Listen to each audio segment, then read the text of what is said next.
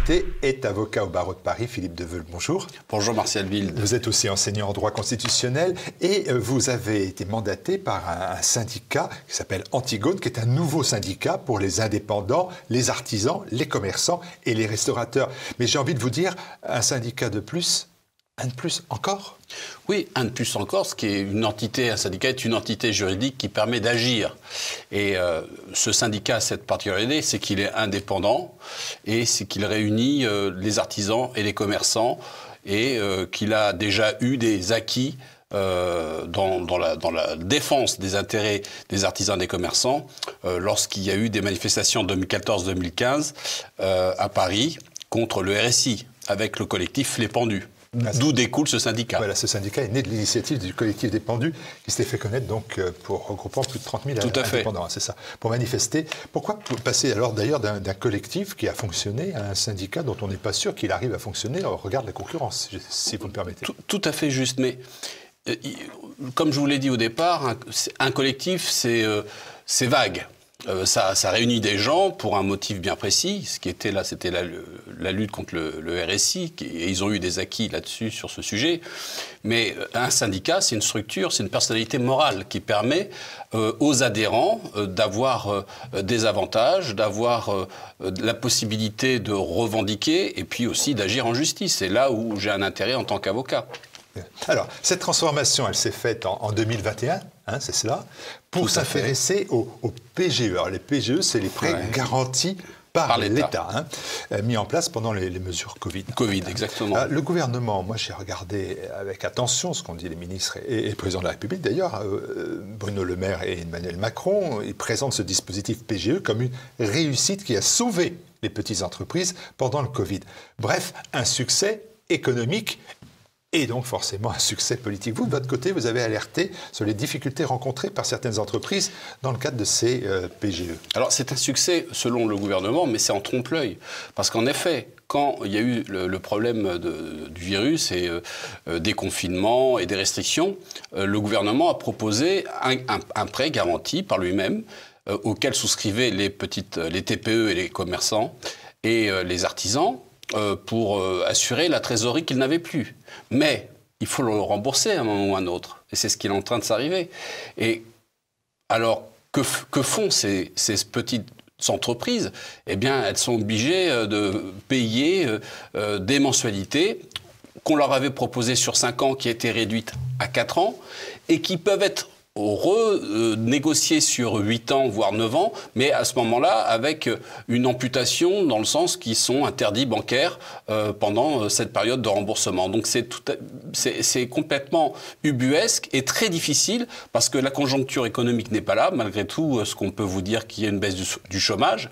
Et en fin de compte, beaucoup de TPE et de PME souffrent du remboursement de ce PGE qui s'accumule au problème de la note énergétique. C'est ça, parce qu'en fait, ce que vous indiquez, ce qui vous alarme, c'est qu'il y a une concordance de temps entre à la fois les remboursements de ce PGE et l'augmentation des coûts alimentaires pour les restaurateurs, par exemple, mais surtout pour l'ensemble des TPE, commerçants et artisans, des coûts de l'énergie. Les factures, sans jeu de mots, ont flambé. Ils ont flambé pour des raisons simples, c'est que le calcul du prix de l'énergie se fait sur la matière première, alors il y a le gaz, le pétrole, les éoliennes, etc., qui ont un coût dans la production d'énergie. Et on prend les 10% du coût le plus cher pour faire cette électricité. Or, le gaz, en 2 ans, a augmenté de 60%. Donc l'électricité dépend du prix du gaz. Même si le gouvernement dit c'est faux, c'est vrai. Le gaz a un impact sur le coût de l'électricité. 20% en 2 ans. Non, pardon, 60% en 2 ans. 60% en 2 ans. Ces coûts de l'énergie, là encore, le gouvernement dit on n'a pas abandonné les TPE. Bruno Le Maire explique qu'ils ont pris toute une série de dispositifs, un bouclier tarifaire mis en place. C'est pas ça la bonne réponse? Non, le bouclier tarifaire, en fin de compte, il permet, sur une augmentation de 5 à 10 fois, de faire une réduction de 20%. Donc au final, c'est pas grand-chose, c'est quasiment rien du tout. Alors c'est ce qu'ils proposent. Alors c'est très difficile d'y accéder parce qu'il y a le bouclier, il y a le guichet, il y a les amortisseurs, et tout ça c'est un détal de démarches compliquées pour obtenir une réduction de 20% au final, grosso modo, hein.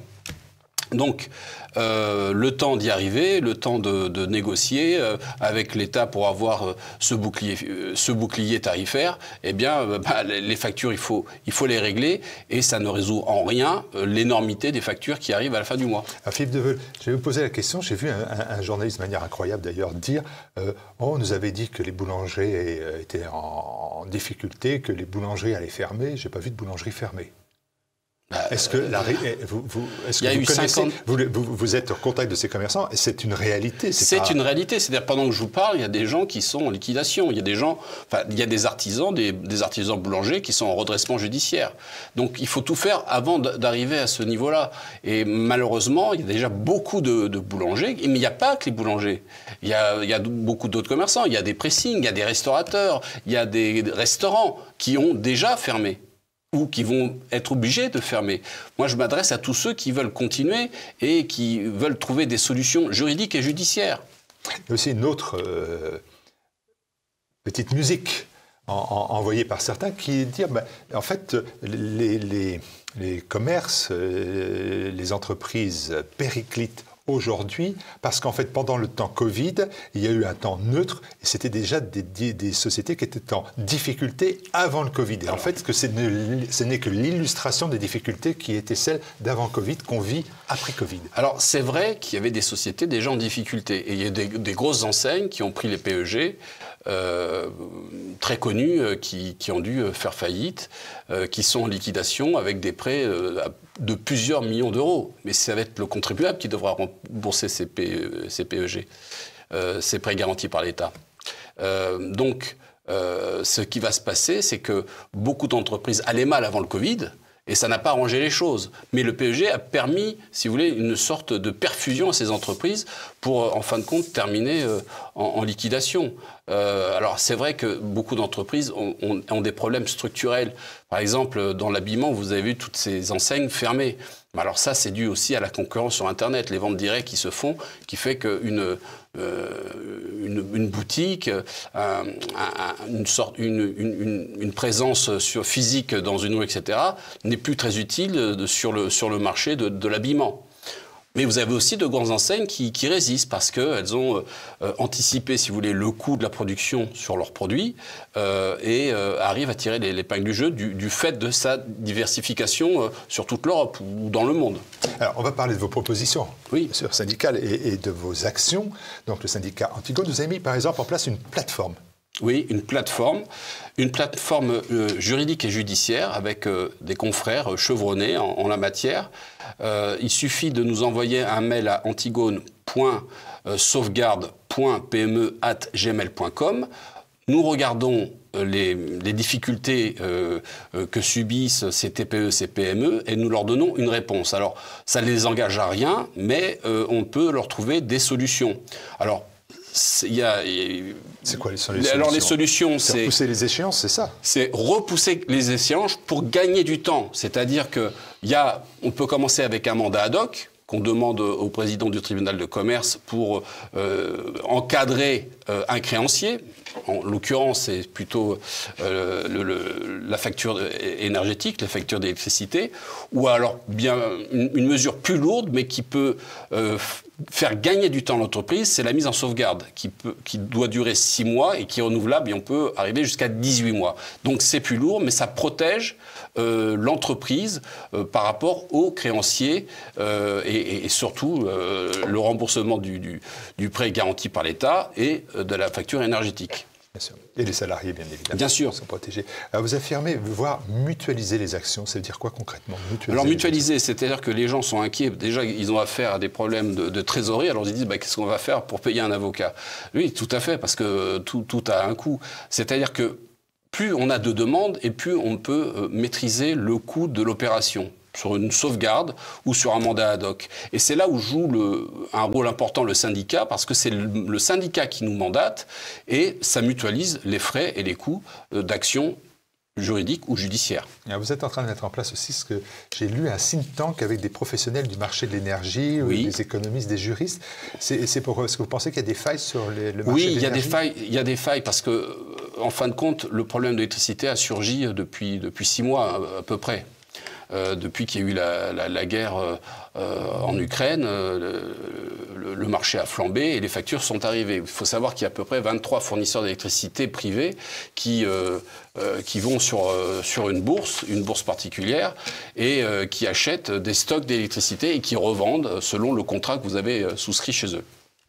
Et on a remarqué qu'il y avait quand même des failles dans le dispositif, et surtout sur des lois qui ont été votées en France. Il y a la loi ARENH et la loi NOM qui va être remodifiée ou renouvelée en 2025, ce qui nous a fait intégrer le marché européen de l'énergie. Alors vous savez très bien que le Portugal et l'Espagne ont obtenu une dérogation pour sortir de ce marché européen de l'énergie, ce qui fait qu'en Espagne et au Portugal, ils ont des factures d'électricité abordables, ce qui n'est pas le cas du tout en France. Et là, je vais revenir sur des détails qui sont importants. Concernant les demandes des membres d'Antigone, nous avions une supérette du côté de Limoges, le marché de Saint-Germain, pour ne pas la nommer, qui avait une facture d'électricité de 20 000 €. On était en train d'étudier, de voir quelle solution on allait adapter pour cette entreprise. Et miracle, elle s'est adressée à une cellule de crise de la préfecture et elle a réussi à obtenir une remise sur sa facture énergétique de 20 000 € à une facture de 6 000 €, ce qui, pour le moment, la sauve, et elle n'a pas besoin donc de passer par une action juridique ou judiciaire. Alors, nous, on se félicite de ça, mais ce n'est pas fait au niveau national, et c'est pas vraiment, on n'est pas au courant de ces mesures-là, parce que l'État sait très bien qu'il y a un problème.